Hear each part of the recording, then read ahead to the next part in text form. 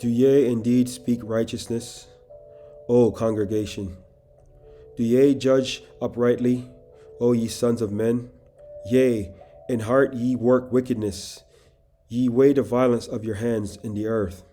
The wicked are estranged from the womb, they go astray as soon as they are born, speaking lies. Their poison is like the poison of a serpent. They are like the deaf adder that stompeth her ear.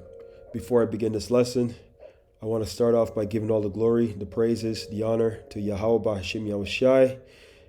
Double honors to the elders, the bishop, the great millstone. Shalom to the hopeful elect of Israel. Just want to thank the Most High, YAHAWAH, BAHASHAM, YAHAWASHI, for giving me inspiration to this lesson. I hope it's edifying and to the point. This is an article that came out of the website called The People's Voice, and it was dated yesterday's date. It says, IDF veteran goes thermonuclear on Netanyahu, reveals Hamas attack was an inside job. IDF stands for Israeli Defense Force. Says the Hamas attack on Israel was an inside job carried out with the full knowledge and support of the Israeli government, according to an Israeli Defense Force veteran who served on the Gaza border. We are all trying to make sense of what happened on October 7th, when we all know Gazans came in and basically slaughtered 1,000 Israelis and kidnapped a bunch, all in about 7 hours, said the veteran, before unleashing an astonishing torrent of truth that leaves the official narrative in tatters. So I want to reverse engineer this is a little bit to help you understand why I believe this was an inside job. Watch. So now let's go to the, okay, one sec, bear with me for 1 second here. I got to bring something up. This is part of the information as well. Just give me 1 second. Bear with me for 1 second. Just got to pull up on my phone. Give me 1 second. Okay, got to play this standby.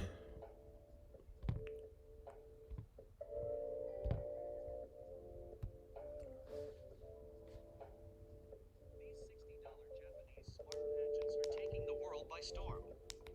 Just apply them before bed and wake up. Hamas is not a terrorist organization determined to fight for the Palestinian people, wage war on Israel, and reclaim lost land. In reality, the supposedly deadly terrorist group is actually a globalist psyop created by the CIA and supported by the supposed enemy, Israel, to help the globalists achieve their goals of more forever wars in the Middle East. But don't take my word for it. This is all according to the son of the founding Hamas leader, who has given up his position as the gilded prince in the Hamas movement to blow the whistle and tell the world the truth about what's really happening behind the scenes of the terror group. But there's just one problem for Mossab Hassan Youssef, whose father was a key figure in founding Hamas back in 1987. He wants to tell the Western world the truth about Hamas, but our mainstream media is doing everything they can to suppress his voice and continue pumping out airwaves full of globalist propaganda. But here at the People's Voice, we are not censored by globalist paymasters, and we've got the whole story for you. Before we dive in, subscribe to the channel if you haven't already, and join the People's Voice Locals community to support the channel and gain access to exclusive and uncensored content. According to Mossab Hassan Youssef, Hamas doesn't care about Palestinians, and they don't even care about Islam. In short, everything we've been told about the group is a lie. I was born at the heart of Hamas leadership, and I know them very well. They don't care for the Palestinian people. They don't regard the human life. And I saw their brutality firsthand back in 1996 when I spent about a year and a half in Megiddo prison. They killed so many Palestinian people at that time. And this is when I decided that I cannot be together with this movement. In fact, I asked myself a question: what if they become a ruling party at some point? What will they do? If they succeed in destroying Israel and building their state, what will they do? They will kill our people. And this was the first question, that actually I had to be honest with myself. Even though Hamas gave me advantages, I was like a prince in that world, but I did not like them, and I turned against even my own blood, because this is how much I did not like Hamas. And today, 25 years later, they are the rulers of Gaza, and we see what they are capable of doing.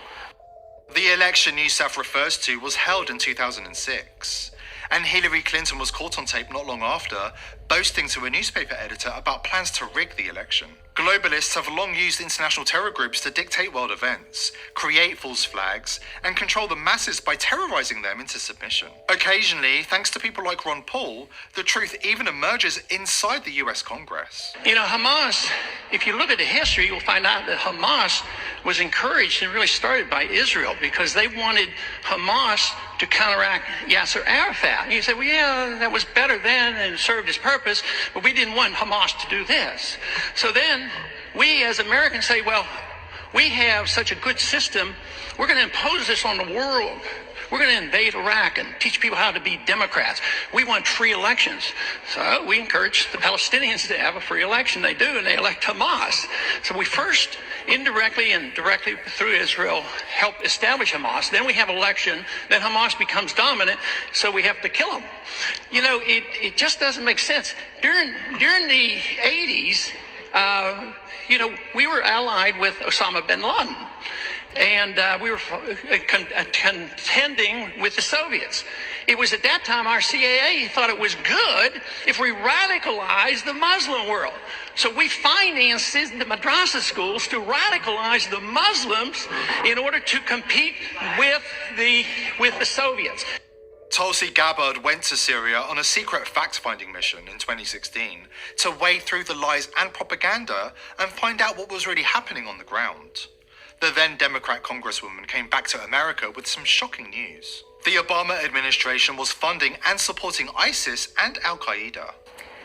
I'll tell you what I heard from the Syrian people that I met with, Jake, walking down the streets in Aleppo, in Damascus, hearing from them. They expressed happiness and joy at seeing an American walking through their streets, but they expressed a question. They said, why is it that the United States, its allies and other countries are providing support, are providing arms to terrorist groups like al-Nusra, al-Qaeda, Arar al-Sham, ISIS, who are on the ground there raping, kidnapping, torturing, and killing the Syrian people, children, men, women, people of all ages. They asked me, why is the United States and its allies supporting these terrorist groups who are destroying Syria when it was Al-Qaeda who attacked the United States on 9/11, not Syria? I didn't have an answer for them. Obviously, the United States government denies providing any sort of help to the terrorist groups that you're talking about. They say they provide help for the rebel groups. Tell us more about... The reality is, Jake, the reality is, and I'm glad you brought up that point, because this is an often talked about thing by people like Adam Kinzinger and others saying, well, we've got to support the moderate rebels. Every place that I went, every person that I spoke to, I asked this question to them. And without hesitation, they said, there are no moderate rebels. Who are these moderate rebels that people keep speaking of? Regardless of the name of these groups, the strongest fighting force on the ground in Syria is al-Nusra or Al-Qaeda and ISIS. That is a fact. Brave Tulsi completely dismantled CNN's fake news narrative and set the record straight. But she could have gone even further. The Obama regime was not just supporting ISIS and Al-Qaeda in the Middle East. These terror groups were actually created by the CIA to help the globalists achieve their goals. Obama, Biden, Clinton, Bush and Cheney are all deeply implicated, and we have all the evidence required to find them guilty of crimes against humanity in a court of law. After this quick break, we will share some of the evidence that will be used in the Nuremberg 2.0 trials to hold these psychopathic masterminds to... Okay, I'm going to pause it there for a little second because of commercial break. But let's go to the scriptures. The book of Luke 8 verse 17. It says, this is Lord YAHAWASHI, for nothing is secret, okay? Nothing is secret that shall not be made manifest. This is all scripture, all biblical prophecy. Neither anything hid that shall not be known and come abroad. So, doesn't matter what happens, the Lord knows everything. The Lord YAHAWASHI, YAHAWASHI, and the angels, they see everything. They know everything, right? So, this is all information that's coming out bit by bit. In the book of Daniel, it says, Daniel 12 verse 4, it says, so knowledge shall increase at the time of the end, and we are at the time of the end. So everything is coming out clear mud, right? It says, Luke 8 verse 17 says, for nothing For nothing is secret that shall not be made manifest, neither anything hid that shall not be known and come abroad. And this is why all this information is coming out. There's been There's been a lot of information out there about whistleblowers and so forth, and this is what you're seeing. So let's continue to play the rest of it, and then we'll get into the article some more information. That's 1-800-93-1845 and promo code TPV to get your free gift and to take advantage of the massive discount. Globalists use US intelligence agencies to create terror groups, including ISIS and Al-Qaeda, out of whole cloth, to terrorize the world into submission. Those who know their history know that the CIA recruited, funded, armed and trained Osama bin Laden back in 1980s. This has been our problem with our foreign policy for decades, Republican and Democrat. We funded bin Laden. We funded the Mujahideen. We were in favor of radical jihad because they were the enemy of our enemy. We've done this so often. I see these weapons coming back to threaten Israel. I see support for Syrian rebels coming back to threaten Israel as well. I see problems with this. Wise words from Rand Paul. Now we know he was right about everything. Of course, at the time, the mainstream media attacked him and said he was wrong about everything, which shouldn't be surprising considering that the mainstream media is the propaganda department of the globalist elite. But they can't keep covering up the truth forever. The weight of evidence against the globalist elite and the intelligence agencies that do their dirty work is overwhelming. Now we know that the CIA wasn't just supporting Al-Qaeda and ISIS in Syria with weapons, as Tulsi Gabbard told us. Now we know the CIA were actively involved in working with the terror group to, wait for it, spread terror around the world. A 2010 Washington Post article authored by former Army intelligence officer Jeff Stein features a detailed account of how the CIA admittedly filmed a fake bin Laden video during the run-up to the 2003 Iraq War. The article, which includes comments from multiple sources within CIA's Iraq Operations Group, explains how the agency had planned to flood Iraq with the videos, depicting several controversial scenarios. Other CIA officials admitted to planning several fake videos featuring former Iraqi President Saddam Hussein, one of which would depict the leader engaged in sexual acts with a teenage boy. It would look like it was taken by a hidden camera, said one of the former officials. Very grainy, like it was a secret videotaping of a sex session. While these fake videos filmed by the CIA were never released, the much overlooked admission of such psychological operations raises serious questions in light of the infamous ISIS beheading videos. Only days after many people questioned discrepancies in the James Foley beheading video, a top British forensic expert concluded that the video was likely staged, using camera trickery and slick post-production techniques. After enhancements, the knife can be seen to be drawn across the upper neck at least 6 times, with no blood evidence to the point the picture fades to black, an analyst said. I think it has been staged. My feeling is that the execution may have happened after the camera was stopped. Now we have even more proof that the CIA was creating ISIS's shocking videos for them. A whistleblower leaked footage from the film set of a CIA production, green screen and all. The tactic of terrorizing the masses into submission comes in many forms. However, utilizing terror groups as boogeymen to convince the public to go to war is a classic from the globalist playbook. Netanyahu is a globalist stooge, so it should come as no surprise that he has been working hand in glove with Hamas for decades. You can forget everything the Western mainstream media has told you about the Israel-Hamas conflict. Every intelligent person in Israel understands that Netanyahu's policy has been to keep Hamas in power. Why? Okay, I'm going to pause it right there. Actually, no, let me just finish out why you said it. Because it suits him politically to have an enemy at the gates. It also suits the state of Israel. Zelensky's Ukraine developed a bad rap for begging for American aid dollars this past year, but Israel is the undisputed heavyweight champion of the sport. We know the CIA created and supported Al-Qaeda and ISIS. Hamas is another apple from the same tree. The elites now have their excuse for another forever war, this time involving Iran in the Middle East. Here at The People's Voice, we are determined to continue exposing the crimes of the globalist elites, but we need your... Gonna pause it right there. All praises to YAHAWAH, BAHASHAM, YAHAWASHI, BAHASHAM, Rakaha, Kadash. Let's go to the scriptures. The book of Psalms, right to the point. 64, verse 5. This is about the wicked. They encourage themselves in an evil matter. They commune of laying snares. Snares are traps. It says they encourage themselves in an evil matter. They commune of laying snares privately. They say, who shall see them? In the end, all their stuff, it comes about to these guys where they they become exposed, right? So let's drop down to verse 8.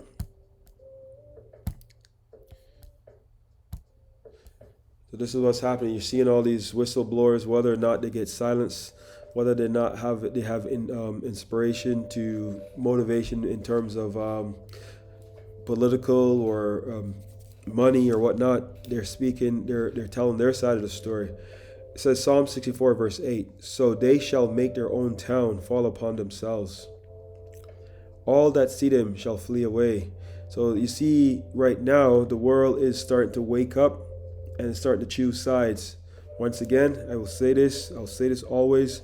I do not have no teeth in the game. I have no sides. I am biased. I'm non-biased, should say. I don't have any stake in this game whatsoever for either side, because we know this is all about the controversy of Zion. You know, the 12 tribes of Israel. We know that all this here, all this leading up to the Third World War, all the controversy, but it's all for the controversy of Zion. Okay. We were scattered into all nations, the 12 tribes of Israel, the so-called Negro, so-called Latino, so-called Native American. Let's go to the book of, bear with me for 1 second here, because I mentioned that, the book of, bring it up from here. Let's go to the book of, bear with me for 1 second here. Oh, not Ezekiel. Give me the book of, what am I looking at here? Sorry, bear with me for 1 second.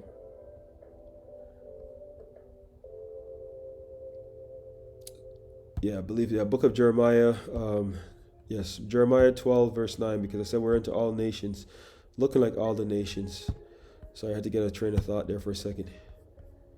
See, Jeremiah 12 verse 9. My heritage, okay, so-called Negro, so-called Latino, so-called Native American. Yes, you are the Hebrew Israelites of the Bible. My heritage is unto me as a speckled bird. The birds round about are against her. Every time they refer to her, refer to Jerusalem, right? Come, yea, assemble all the beasts of the field, the other nations, come to devour. Look at the history of the so-called blacks, so-called Latinos, so-called Native Americans. Yes, you are the Hebrew Israelites of the Bible. It says, my heritage is unto me as a speckled bird. So in time we intermingle with all these nations, looking like all these other nations. If a so-called Negro have a child with a so-called Moabite, the Chinese, the child is going to look like, it's kind of mixed child, but then that child turns around and continue having another child with an Israelite man. It's continuing the seed of the father. So it's the bloodline of the father. So it's continuing to be an Israelite. And in time, that child's features is going to change. May look like just like a Moabite, but just, with certain features. But in the end, it's a seed from the father. So it's still, the child is still an Israelite. Because what happened, let's go to the book of Jeremiah 17 verse 4. Because we were discontinued from our heritage, right? Of everything. It's in the book of Jeremiah 17 verse 4. And thou, even thyself, shall discontinue from thine heritage that I gave thee, and I will cause thee to serve thine enemies in the land which thou knowest not. Okay? For ye have kindled a fire in my anger, which shall burn forever, but for a period of time. And this is, the Lord was mad at us, because a lot of times we started falling off the script. We started worshiping all these other false deities, all these other false gods and everything, following the gods of the other nations, and the Lord was not pleased with that, right? So all the other nations, they have their own gods, but Israel, YAHAWAH, BAHASHAM, YAHAWASHI is the Lord's portion. Let's go now to the book of we'll be here in a minute. I think it's Psalms. Let's see, Psalms 90. 1 second, bear with me for a second here, because of what I said. But let's go Psalms 96. Bear with me. Sometimes this thing played the jokes. Let's see, Psalms 96 verse Salaki. Yeah. Bear with me for 1 second here. Psalms 96. I don't know why it's not clicking. Okay, let's see. Psalms 96 verse 5. I believe it is. Let's go. Beautiful. Let's start off at verse 4. Psalms 96 verse 4. For the Lord is great, YAHAWAH BAHASHAM YAHAWASHI, and greatly to be praised. He is to be feared above all gods. Notice how the God is lowercase g. For all the gods of the nations are idols, but the Lord, YAHAWAH, made the heavens. Okay, that's what the Lord is saying. All these other gods of all these other nations are idols, because that's what the Israelites did. We went off in various captivities, started following the heathen custom and following their ways and their laws and their gods and so forth. And the Lord punished us, right? That was all part of the scattering and diaspora. So we are all part of the curses. So let's continue here with this article, because I don't want to get off track too far, and I don't want to make this lesson too long. Lord's will is edifying and to the point. So now, where is what I'm looking here? Okay, so now here's another video I have to play here. This guy here says, this guy is, I guess his name is Vincent Kennedy, or maybe that's his page, I'm not sure, but this says, Israeli speaks his truth. Okay, stand by. Shalom. I want you to know before I start the video that what I'm about to say is very controversial. So if you don't have an open mind about what's going on in Israel right now, and you don't want to hear something that might rattle your preconceived notions a little bit, I suggest you turn off this video right now. I'll wait. Okay, if you're still with me, that shows that you're open to listening to some facts and a timeline that points to a very disturbing conclusion. This isn't a video I want to make, and it's something that pains me. I had a lot of inner dilemmas whether or not I should do this video, but I feel like nowadays truth and transparency is so important that I feel I should share it with you. So we're all trying to make sense of what happened on October 7th, which is Shmini Atzeret. Some call it Simchat Torah, when we all know Gazans came in and basically slaughtered 1,000 Israelis and kidnapped a bunch, all in the matter of about 7 hours. So what I want to do is reverse engineer this thing a little bit to kind of help you understand why I believe that this was an inside job. First of all, we'll start with September 1st. By the way, everything I'm about to say will be backed up with actual links to news articles or video footage. And if you want any of my sources, I'm happy to give them. September 1st, the Israeli government confiscated the weapons of the security teams in the Gaza Belt communities. This was done against the will of those security teams in the Gaza Belt communities. Why that happened, nobody knows. Fast forward to September 10th. On September 10th, the Moatzah, which is basically the municipalities of the Gaza Belt communities, received reports. These are civilians, received reports of increased tensions on the border of Gaza during the Jewish holidays, which of course span from Rosh Hashanah, Yom Kippur, and Shmini Atzeret, which was on Saturday. Those same heads of municipalities asked the army if they should cancel their festivities in light of the warnings of increased tensions on the border of Gaza. And what did the army say? They said, no, don't cancel anything. It appears as though we're heading into a state of calm. By the way, all links I will share as soon as I have a chance to comment on this. Now, you can assume that the Shabak did not know about this attack, but that's highly improbable. I mean, Israel is probably the most advanced surveillance state in the world, and the Gaza border is probably the most heavily surveilled. And the Shabak, who somehow knew about a guy who had corona in a toy store and tracked him all the way to a soccer stadium during the days of corona, somehow didn't know about this massive attack planned by thousands of random Gazans on pickup trucks and hang gliders. Are you serious? Are you really that stupid? Do you really believe that? Because if you do, I have a bridge to sell you. Anyways, So then there's the theory that they're called in Hebrew tatzpitanot, which is basically the command and control center. These are the people, mostly females, who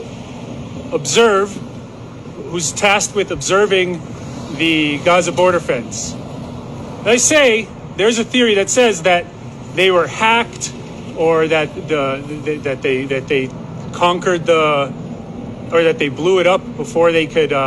They blew up the equipment that surveilled. Well, that's BS, because there's actual video footage that I'll also share with you of those same command control center operators reporting on the breach of the fence. The fence was breached in 15 different locations. And you want to tell me that the most highly advanced surveillance equipment on arguably any border in the world didn't pick that up, didn't report it? Well, they did, and it's documented. So don't believe that lie. Now, once thousands of Gazans on pickup trucks and hang gliders invaded Israel, which apparently nobody knew about, right? Okay, you believe that? Which apparently no one knew about. They had 7 hours to kill everyone in their path, completely destroy kibbutzim. Not only that, take hostages back to Gaza, unscathed, unopposed. Now, there are people who say, well, a bunch of battalions were moved from Gaza over to Judea and Samaria. First of all, that's BS. Second of all, okay, so what if they did?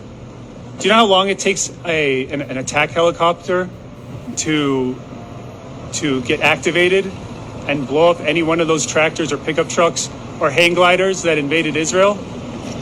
Less than 5 minutes. And I know all these things firsthand because I served on the Gaza border. Less than 5 minutes. It all could have been over. From 7:01 a.m. on October, 6th or 7th, on Saturday, I believe it was October 7th, it could have been it could have been a matter of 5 minutes before the whole thing was upended. And instead they had 7 hours, possibly 8, to conquer kibbutzim, kill thousands, and bring back hostages alive, unopposed. And there's many people that say, oh, well, this was just a breach. No, that's not a breach. I'm sorry, that's not a fucking breach. That's an inside job.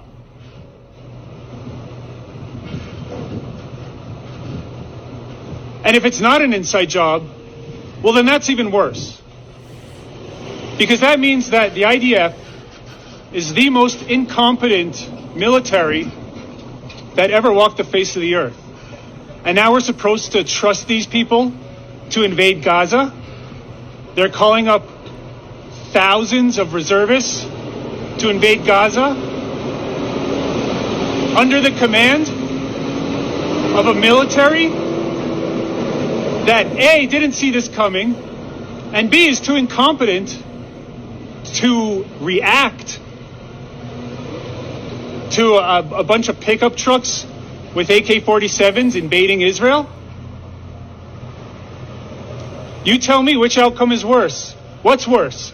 That it was an inside job, or that the Israeli army is really this incompetent? Which one is scarier?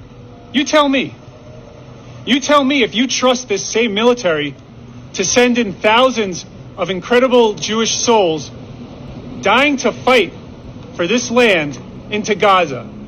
And no matter how high their morale is, and it's high, and these are brave warriors, but none of it matters if the people calling the shots are the same people who allowed the Gaza militia to invade Israel's borders, kill thousands, take back hostages completely unopposed. Like I said, this is not a video I wanted to do. This is not something, and oh, by the way, now America is coming with aid. Do you really think Israel needs American aid to fight Gaza? Gaza. Their most elite force, their air force is hang gliders, and their ground troops are pickup trucks. They don't even have a tank.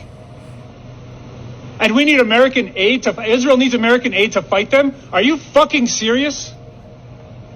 You don't think that there's anything fishy going on here? You really trust the IDF to send in all these reservists into Gaza, the same people who A, didn't see this coming, or the alternative, which is much worse, they're so incompetent, they can't even handle a couple of pickup trucks and hang gliders invading their border, killing thousands and taking hostages for 7 hours, practically unopposed, and able to go back. Wow, some heavy stuff, you know. That's a guy that's he's speaking his mind. He said he has the receipts to back it up. That is his own words, but some heavy stuff, you know. And I was gonna go into another article here, but I don't want to make this lesson too long. It's been half an hour, so I'm just gonna close off with a precept here in the book of 2nd Ezra. Let's go now to the book of.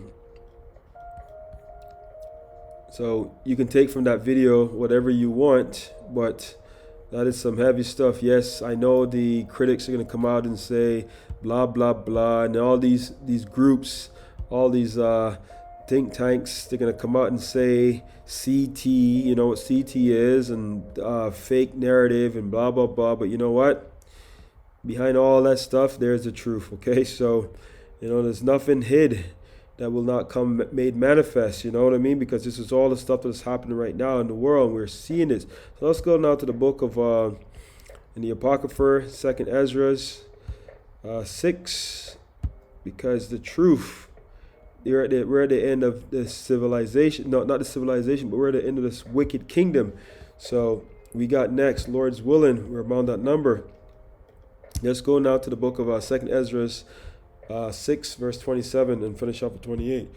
It says, for evil shall be put out, and that is all evilness. You hear all the previous people speaking on all the stuff that's happened, you know, all the information has been brought out. You hear this other ex-IDF guy, he's talking about all the inside stuff, and he has the knowledge, he's talking to history, he said he has the receipts. But it says, for 2nd Ezra 6:27, for evil shall be put out, and deceit shall be quenched. See? Because eventually all the lies gonna stop. As for faith, it shall flourish. Corruption shall be overcome. Right? And the truth, which is what he is hearing right now, which have been so long without fruit, shall be declared. So, with that, I'm going to give all praises to YAHAWAH, BAHASHAM, YAHAWASHI for giving me the inspiration to do this lesson. Shalom to the hopeful elect of Israel. Shalom, Israel. Hope you've been edified.